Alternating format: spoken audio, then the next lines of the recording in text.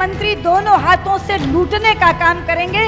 अगर आपकी सरकार भ्रष्टाचार आकंठ में डूबी होगी तो गिलास भरा नहीं रह सकता। मनमोहन सिंह जी, सच्चाई ये है कि हमने तो आपको भरा हुआ गिलास दिया था, लेकिन आपने गिलास खाली करने का काम किया है और इस देश को लूटने का काम।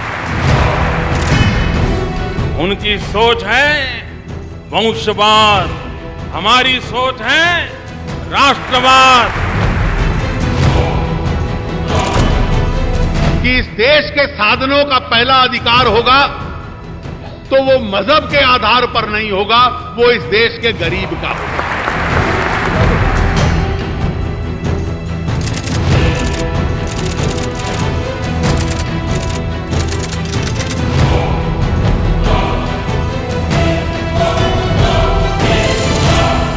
वे नामदार है और मैं कामदार। एक ऐसा व्यक्ति जो रेल के डिब्बे में चाय बेचता था, रेलवे की अपनी 4 यूनिवर्सिटी क्यों ना हो देश में, क्यों ना हमारे देश में 100 नए शहर बने। क्या हम सपना नहीं देख सकते पावर ऑन डिमांड?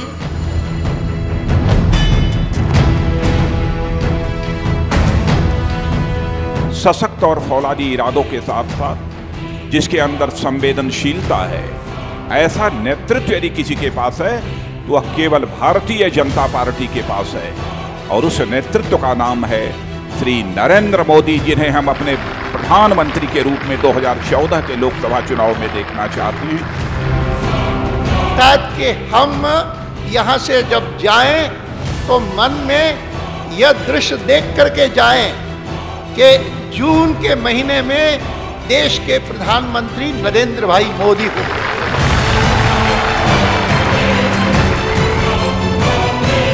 2014 का चुनाव एक आशा और अरमान का चुनाव।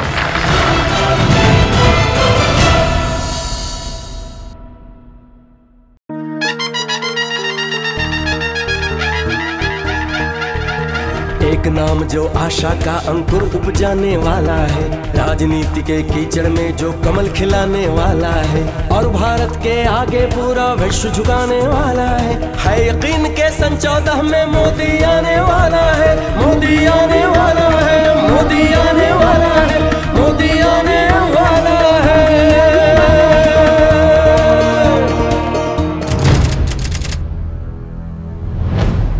ते 2014 के चुनाव हर प्रकार से भिन्न है। इसके पूर्व देश की ऐसी दुर्दशा कभी नहीं देखी। आत्महत्या करते किसान, रोजगार के लिए भटकता नौजवान, इज्जत बचाने के लिए परेशान मां और बहनें, महंगाई के मार से तड़प रहा भूखा बच्चा, ऐसी दुर्दशा कभी नहीं देखी। और इसलिए ये 2014 का चुनाव सिर्फ सत्ता परिवर्तन का चुनाव नहीं है। ये 2014 का चुनाव भारत के कोटि कोटि जनों के लिए एक आशा और अरमान का चुनाव है।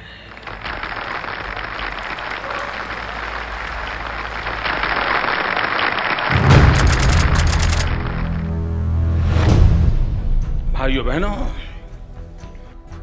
वहां पर दल बचाने की कोशिश हो रही थी, यहां पर देश बचाने की जद्दोजहद। ये 2014 के चुनाव का ये मूलतः फर्क है। देश के कांग्रेस के कार्यकर्ता बड़ी आशा के साथ दिल्ली आए थे। उनको बताया गया था कि 17 तारीख को प्रधानमंत्री पद के लिए उम्मीदवार की घोषणा की जाएगी। आए थे तो प्रधानमंत्री लेने के लिए, लेकिन वापस गए गैस के 3 बॉटल लेकर के।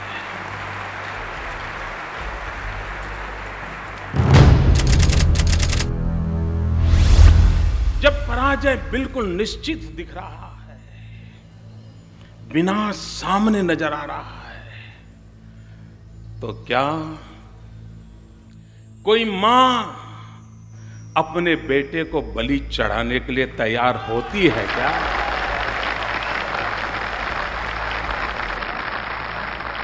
कौन मां अपने बेटे को बलि चढ़ाएगी राजनीति के राह पर?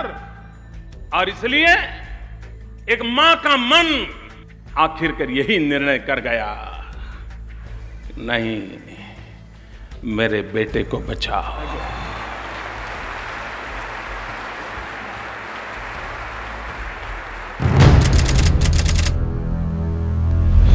भाइयों बहनों, वे नामदार है और मैं कामदार हूं।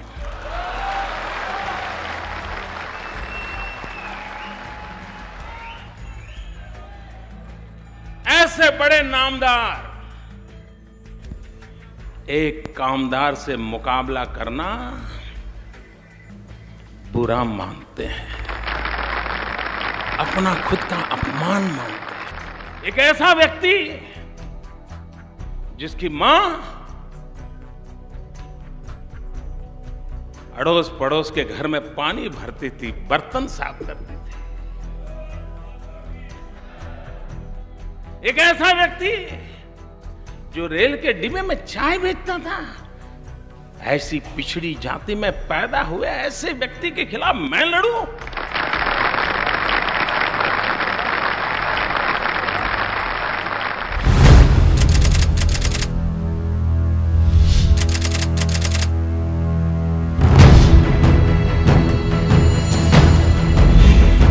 हमारी नीतियों में ऐसी क्या कमी थी?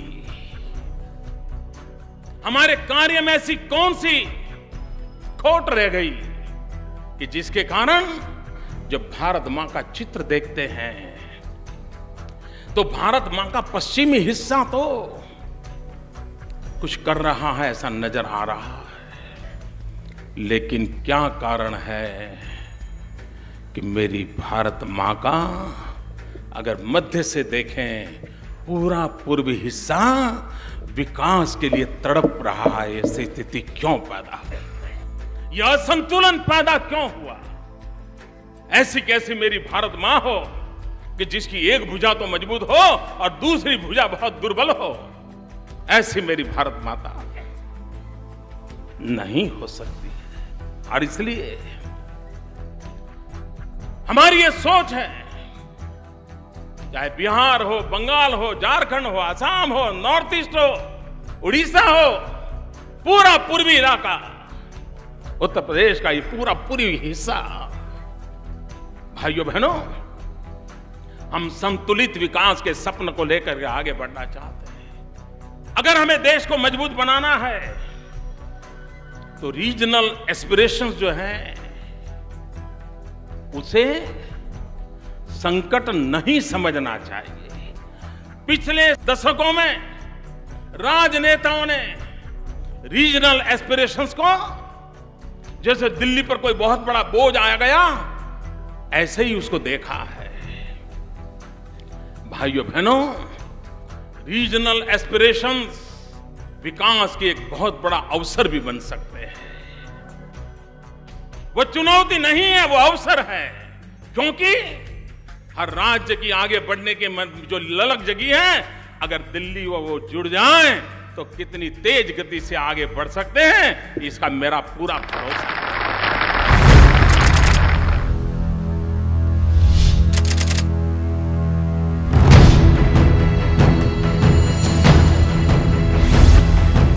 देश की समस्याओं की जड़ों में बैड गवर्नेंस है, कुशासन है। उससे निकलना है तो हमें गुड गवर्नेंस पर बल देना पड़ेगा। और भाइयों बहनों, ये गुड गवर्नेंस ये कोई अमीरों के लिए नहीं होता है। अमीर तो सरकारें खरीद सकते हैं। गुड गवर्नेंस गरीब के लिए होता है, सामान्य वंचितों के लिए होता है, दलित के लिए होता है, पीड़ित के लिए होता है, शोषित के लिए होता है। सिर्फ बिल नहीं चाहिए, पॉलिटिकल विल चाहिए और करने के लिए दिल चाहिए। भाइयों बहनों, एक्ट एक्ट एक्ट बहुत सुन चुके हैं, देश को एक्ट सुन लिया, अब देश को एक्शन चाहिए। मेरे देशवासियों, देश कमिटियों के बोझ से दब रहा है। हमें कमिटी नहीं, हमें कमिटमेंट चाहिए और देश के लिए कमिटमेंट चाहिए।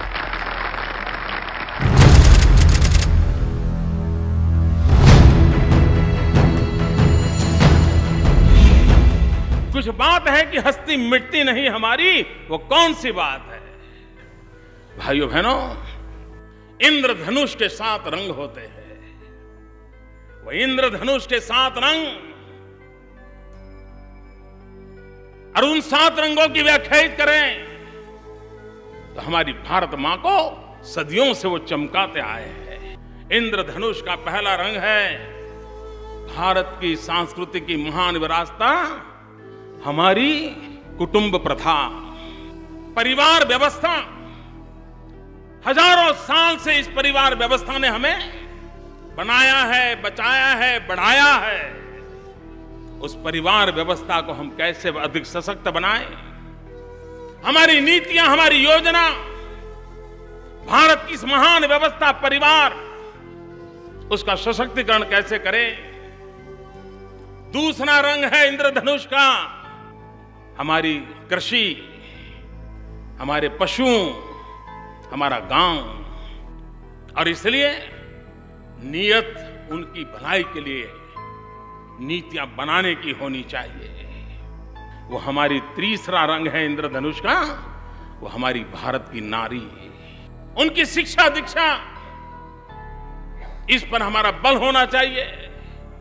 आर्थिक सामर्थ्य की वो धरोहर उसके पास हो, उस पर हमने बल देना चाहिए, उसकी सुरक्षा पर हमने ध्यान देना चाहिए।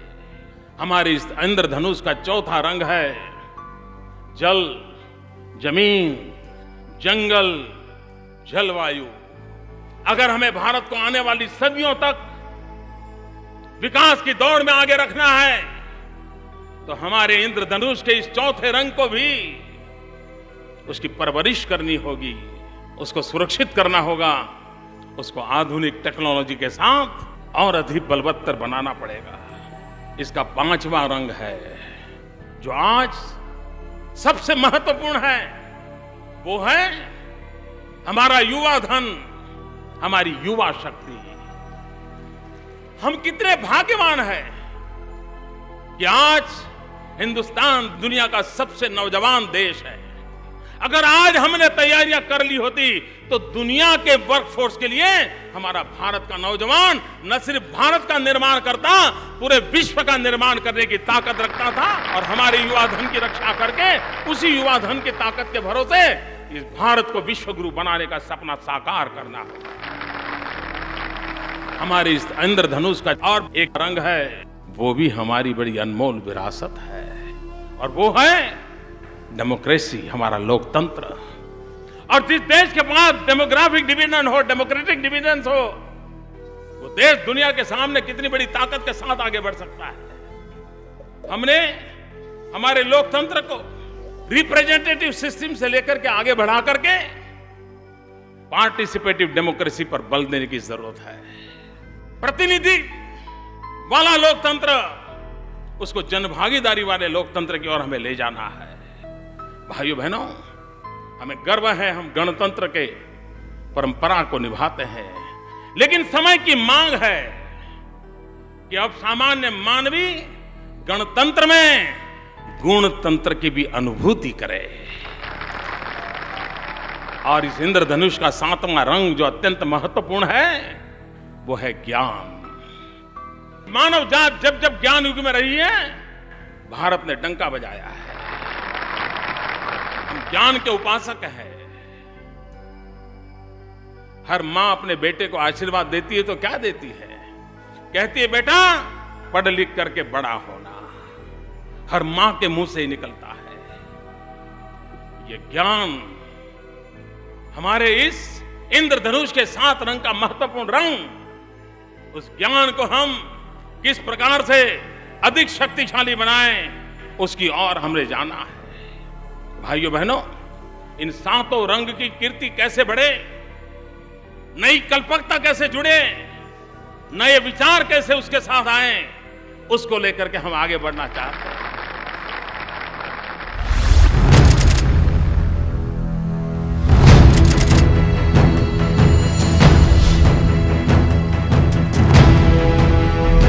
उनकी सोच है भारत मधुमक्खी का छाता है। ये कहा था उन्होंने, हनी भी है। उनकी सोच है भारत मधुमक्खी का छाता है। हमारी सोच है भारत हमारी माता। उनकी सोच है गरीबी ये मन की अवस्था है। हमारी सोच है गरीब हमारे लिए दरिद्र नारायण है। उनकी सोच है जब तक हम गरीब की बात नहीं करते मजा नहीं आता। ये उनके शब्द बोल रहा हूं, एक शब्द मेरा नहीं है। वे कहते हैं हम जब तक गरीब की बात नहीं करें मजा नहीं आता, और हम जब गरीब की बात को सुने उसे याद करें तो दर्द से हम रात भर सो नहीं पाते। उन्हें मजा नहीं आता, हमें नींद नहीं। ये 2 सोच में फर्क है। उनकी सोच है पैसे पेड़ पर नहीं उगते हैं। हमारी सोच है पैसे खेत और खलिहानों में उगते हैं और मजदूरों के पसीने से पलते हैं। ये हमारी सोच। उनकी सोच है समाज तोड़ो राज करो। हमारी सोच है समाज को जोड़ो विकास करो। ये फर्क है। उनकी सोच है वंशवाद, हमारी सोच है राष्ट्रवाद। उनकी सोच है राजनीति सब कुछ है, हमारी सोच है राष्ट्र नीति सब कुछ है। उनकी सोच है सत्ता कैसे बचाएं, हमारी सोच है देश कैसे बचाएं। अभी अभी उन्होंने कहा कि चुनाव में उसको टिकट दी जाएगी जिनके दिल में कांग्रेस है। उनकी सोच है देश वो चलाएंगे जिनके दिल में कांग्रेस है। हमारी सोच है टिकट उनको मिलेगी जिनके दिल में भारत माता है। ये सोच में फर्क है।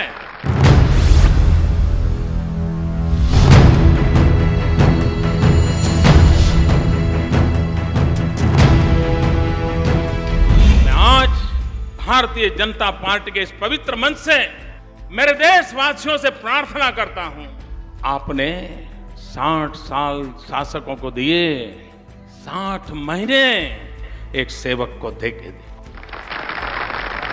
60 महीने एक सेवक को देके देखो।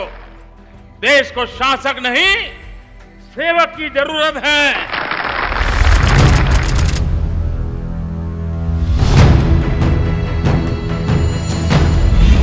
भाइयों बहनों, जल, जमीन, जंगल, कृषि, पशु, इसके बिना देश नहीं चलेगा। हमारी कृषि आधुनिक बने, प्रोडक्टिविटी बढ़े, पर ड्रॉप मोर क्रॉप, इस कंसेप्ट को हम साकार करें। एक एक बूंद पानी से फसल कैसे पैदा हो, ड्रिप इरिगेशन हो, स्प्रिंकलर्स हो, आधुनिक विज्ञान को कैसे स्वीकार करें, नीतियों को कैसे प्रोत्साहन दिया जाए। एग्रो इंफ्रास्ट्रक्चर के साथ साथ नदियों को जोड़ने वाले संकल्प जो अटल जी ने दिया है, उस अटल जी को सपने को साकार करने के लिए नदियों के जोड़ने के काम को हमने आगाह करना पड़ेगा।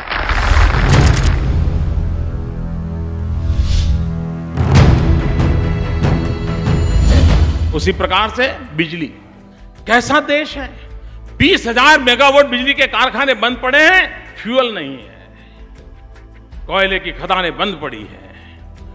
क्या हम सपना नहीं देख सकते power on demand?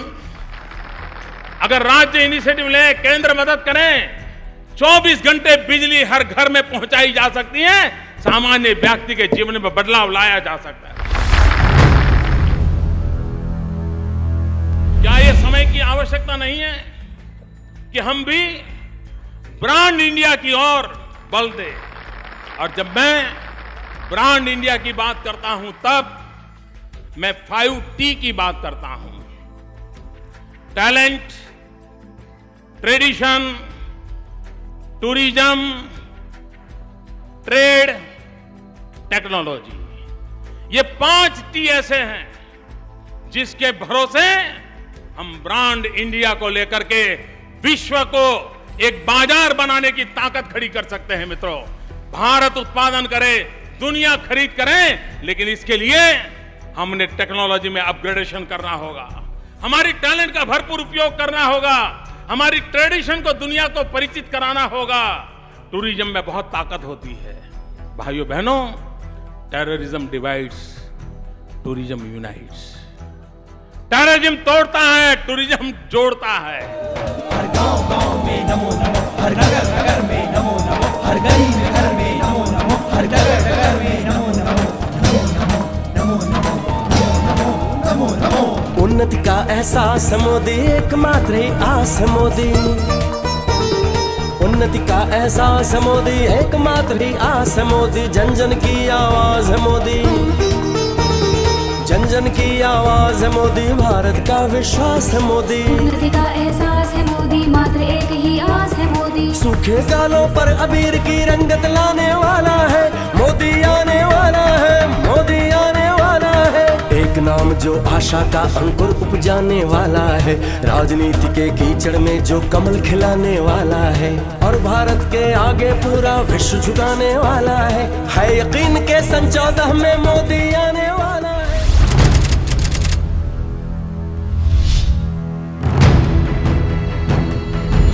My idea of India सत्यमेव जयते। माय आइडिया ऑफ इंडिया वसुधैव कुटुंबकम। माय आइडिया ऑफ इंडिया अहिंसा परमो धर्म। माय आइडिया ऑफ इंडिया आनो भद्राः कृतवो यन्तु विश्वतः। माय आइडिया ऑफ इंडिया सर्व पंथ समभाव। माय आइडिया ऑफ इंडिया एकम सत् विप्राः बहुधा वदन्ति। माय आइडिया ऑफ इंडिया सर्वे भवन्तु सुखिनः सर्वे सन्तु निरामया। माय आइडिया ऑफ इंडिया सहना भवतु सहनौ भुनक्तु सह वीर्यं करवावहै। माय आइडिया ऑफ इंडिया न त्वमहं कामये राज्यं न मोक्षं न पुनर्भवं कामये दुःखतप्तानां प्राणिनामार्ति नाशनम। माय आइडिया ऑफ इंडिया पौधे में भी परमात्मा होता है। माय आइडिया ऑफ इंडिया वैष्णव जन तो तेने रे कहिए जे पीड़ पर आई जाने रे। My idea of India watch कांच मन निश्चल राखे परदन नव जाले हाथ रे। माय आइडिया ऑफ इंडिया यत्र नार्यस्तु पूज्यन्ते रमन्ते तत्र देवताः। माय आइडिया ऑफ इंडिया नारी तू Narayani. My idea of India दरिद्र नारायण की सेवा। माय आइडिया ऑफ इंडिया नर करनी करे तो नारायण हो जाए। माय आइडिया ऑफ इंडिया जननी जन्मभूमि से स्वर्गादपि गरीयसी। वंशवाद के मुक्ति के लिए, भाई भतीजेवाद की मुक्ति के लिए, भ्रष्टाचार से मुक्ति के लिए, महंगाई से मुक्ति के लिए, कुशासन से मुक्ति के लिए, देश की रक्षा के लिए, जन जन की सुरक्षा के लिए, रहने को घर के लिए, खाने को अन्न के लिए, बीमार की दवाई के लिए, दरिद्र नारायण की भलाई के लिए, शिक्षा में सुधार के लिए, युवाओं को रोजगार के लिए, नारी के सम्मान के लिए, किसानों के कल्याण के लिए, स्वावलंबी भारत के लिए, शक्तिशाली भारत के लिए, समृद्धिशाली भारत के लिए, प्रगतिशील भारत के लिए, भारत की एकता के लिए, एक भारत श्रेष्ठ भारत के लिए, सुराज की राजनीति के लिए, सुशासन की राजनीति के लिए, विकास की राजनीति के लिए